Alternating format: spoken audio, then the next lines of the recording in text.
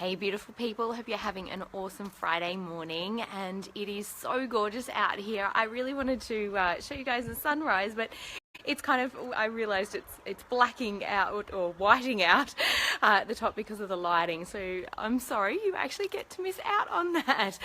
So anyway, jumping into our topic today, which is how to get back on track after failure. And first things first, I really want to, hey Sue, great to have you on here, hon. I really want to first of all acknowledge that there is really no failure. It was more, or it's more just, sometimes we can have those feelings of failure come up or arise from within, where we feel like we haven't followed through, or we haven't done something that we should have, or something didn't work out quite the way that we wanted it to, or perhaps it's been something much bigger that you're actually dealing with. And with I'm 40 this year, so it generally by this age there's definitely been a couple of big things that we've experienced, but also definitely some of those smaller things as well. And I think it's really important to be, first of all, very gentle and kind with ourselves, but also remember that we are growth human beings, so we are here to grow and to learn. And with that being said, I really don't think that there's failure as such in that sense. So one of the greatest things that keep us stuck in those feelings of failure is the negative self-talk, is the criticism, is the loss of belief and loss of self-confidence that can sometimes accompany those experiences, simply because of what we're actually making those experiences mean. And it could be, I failed my kids, or I failed my business, or I failed my relationship, or I failed showing up or being who I know that I really can be. And I think that life really does present us with numerous opportunities again and again and again to really solidify what those learnings are and how to move forward again with that. So is this resonating with you at all, Sue? So give me some love if it is, hun, and please feel free as well just to ask any questions as we go into this live stream too, because I'd love to help out where possible, and all help to get us back on track even quicker than before. And I think that's one of the key success principles, is definitely, it's not so much how often we get off track, it's how quickly can we recover and bounce back from those seemingly failures. And one thing that I've really learned and started to really solidify within myself and get good at is definitely starting to recognize those feelings when they come up, and then be able to shift them and create a more empowering meaning for myself about the event or about the situation. And I'm actually moving house again today, so this will be my third time in 9 months. Definitely far from ideal, definitely in terms of trying to create stability or a sense of certainty in our life. However, in saying that, when I was thinking about the live stream this morning, we tend to want to put things in boxes, and I thought moving was really a perfect analogy for this, because it's kind of like whatever's awkward or whatever's kind of hard to pack, or hi Di, great to have you on here, whatever's hard to pack, or whatever's like a little bit awkward or a little bit ugly, or perhaps there's some things there that we don't want other people to see while we're moving. We want to put those things in boxes, and we want to kind of nail it all shut and keep it all shut. Hey Ange, great to have you on here. And so when we're actually doing that, we're also dealing with those feelings of shame, or feelings of guilt, or feelings of, like I said before, that feeling of failure. And sometimes, it can be valuable when we're unpacking. So unpacking the box and actually asking ourselves, does this actually really serve me? Is this empowering me the way that I'm looking at this, or the way that I'm perceiving this? And sometimes it's like, what can I take from this? What can I learn from this? And even if it's a failure such as buying a useless item or having something extra that's cluttering up the house, it's like, okay, lesson learned. Next time I go spending money, I'm going to be more conscious around that.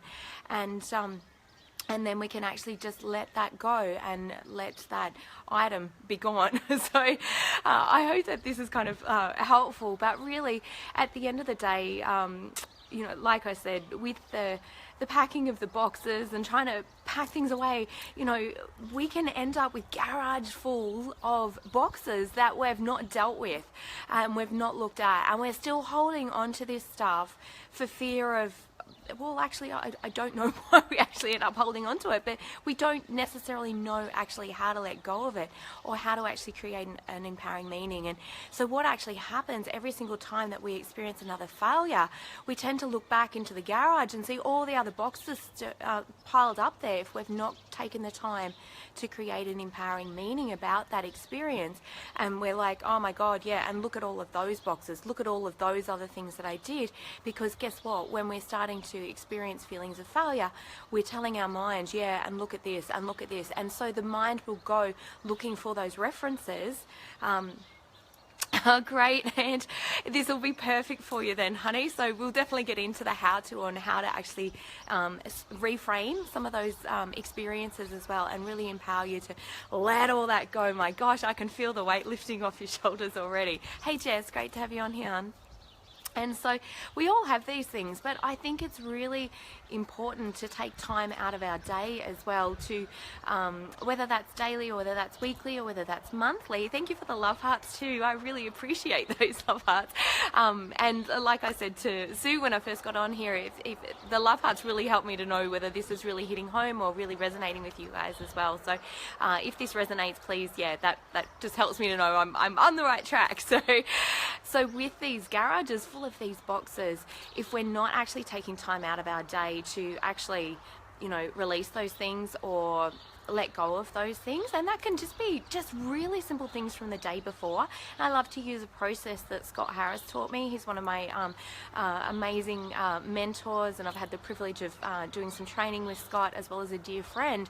And so Scott actually uses the what worked well, what could be even better, and how can I now implement that, or what's next in my life? So how do I now use that information to empower me moving forward? And I like to team this also with the analogy of a computer game or like the little Mario Brothers. And it's kind of like every single time that we move into a new level of life or into a new experience, we don't know what is going to appear on that level. We don't know what's going to jump out from where, or what's going to rise up from where, what we're going to need to smash through or jump over, or what treasures that we're going to find on that level. And so it's a bit of a new game, and we can feel a bit scared. I don't know whether you guys have ever played some of those games, but you know, like for me, I definitely don't do it a lot, but I remember as a kid feeling so nervous and holding my body so tense as I was trying to figure it all out, and be like, oh no, I've died. And in that moment, if I'd gone, oh, well, I'm a complete failure, and decided to check out of the game altogether and just give up, then I miss out on actually learning and then getting to anticipate what is the next level going to be about, or even asking. So this is where having a mentor or a coach as well can be really valuable, in having somebody by your side that's actually got further up the levels, so they've already played the game before, and they can say, oh, now on this next level, guess what, you're going to have this, and you're going to have that, and you're going to have that, so you're going to need to practice like jumping over this particular thing or being able to smash through that. So that's where having people and making sure that you have a powerful peer group that is influential and supportive in helping inspire you every single day is one of the greatest gifts that you can ever give yourself as well. And it's something that I definitely love to do, and I have a free ticket to UPW again this year, and I've already been 3 times and to Tony Robbins' event, and I just absolutely love it. It's fabulous. It's a great way of really getting out and meeting like-minded people that are all growth orientated and self-development orientated, because it all lifts us and inspires us. And when we have those conversations, that's where we get the learnings, that's where we get the anticipation. But even actively seeking out people who are ahead of you in the journey in particular areas, they may be way behind in other areas of your life, and that's completely cool. It's not about comparison or anything else. It's about seeking out those that, you know, might have a couple of little key tips or little just to help you anticipate the road ahead a little bit better as well, which can be super valuable. So let's get back to these boxes, and what the hell do we do with them? We've got these garage full of boxes packed with this awkward stuff that we don't necessarily want to go through, and when you think about it, it drains your energy and you just feel a bit tired. So I would actually, just take one box at a time. It doesn't have to be all the boxes at once. That's quite overwhelming and emotionally can be really quite draining as well. And it might be just thinking about what is an experience that I keep revisiting or keep talking to myself about or keep allowing me to hold myself back from moving forward. What is that box? Find that particular box. Have a look at it, unpack the contents. What is the story that what are the actual facts? So break it down. Quite often there is an event, but then there's a meaning that we've actually also created around that. And I like to do what I call a daily heart meditation, which is where I really come back into my soul. And it's almost like I zoom above that particular event and actually look down upon it with a fresh perspective. So it's kind of like I'm bird's eye view. I can see all these different angles and I can see all the different people that have been part of that event and how I may have misinterpreted what had actually happened within that event and therefore what I actually made that event mean. And this can be very, very powerful to do for yourself in creating and empowering meaning. But even just having a look at that event, what is the story that I keep telling myself around why I failed at this particular thing or what I did wrong or how that was bad, and what are the gifts in that? What can I now be thankful for? If I hadn't have gone through that experience, what wouldn't I know now? So perhaps, if you've been burnt in the past by a bad relationship or you've had some challenges with your kids or finances are not where you want them to be, it's kind of like, well, what do I want instead? How has that served me? What has that given desire for moving forward as well? So if you had a bad relationship, you wouldn't have the desire for an even better relationship moving forward. So it's like, wow, I feel really grateful or really thankful. That could feel like a stretch, just depending on where you're at. But the more that you can feel thankful that you had those experiences because it taught you so much about yourself or it taught you that you want to be treated or respected better. Therefore, we can always take responsibility for that and say, that's my job. I need to really set those clear boundaries next time. And that's where these experiences can really serve us. So going back to, my first few words, I truly believe that there is no failure at all. I truly believe that there is only lessons and learning. And when we take the time to create an empowering meaning about an experience, it will only help to project you further and propel you further into your future, into your dreams, into your visions, by determining, well, what do I want now from that experience? If that was a really hard experience, don't dwell in trying to beat yourself up or, wish that it was different. Just take from it what you can now and discard the rest. So, and have fun going through that garage as well too, sweetie, and pulling out those boxes. Like I said, it can be just one day at a time or even one box per week, whatever feels like a sizable chunk for you that's not too overwhelming, and really taking the time to pull out those awkward bits, look at it and go, you know what, actually this is junk.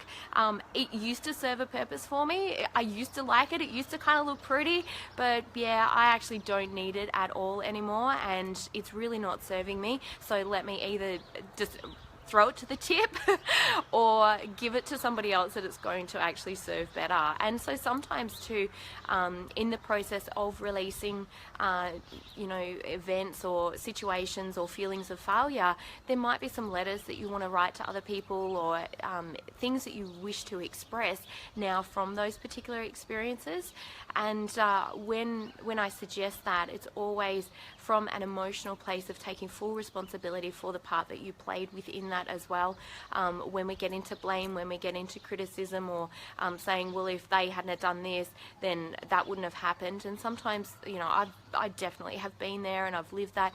And what I found was that it actually gives away my own power to be able to create healing for myself and be able to move forward. Because whilst ever I was wanting somebody else to be different or the experience to be different, then it keeps me stuck in that particular experience as well, which can be really difficult because it's like we're pouring energy into something that has already been and gone, and there's only one way to move forward, and that's to take the step forward and going, well, now? If I was to take full responsibility for myself, what do I choose for myself now as well? So I hope that's been super helpful. Thank you for the love heart, Ange. That's beautiful. I'm wishing you all a super, super wonderful Friday. I'm off to go pack some more boxes and get organized, and I look forward to doing my next live stream next Friday from my new apartment. So have an amazing day and a beautiful weekend, guys. Lots of love.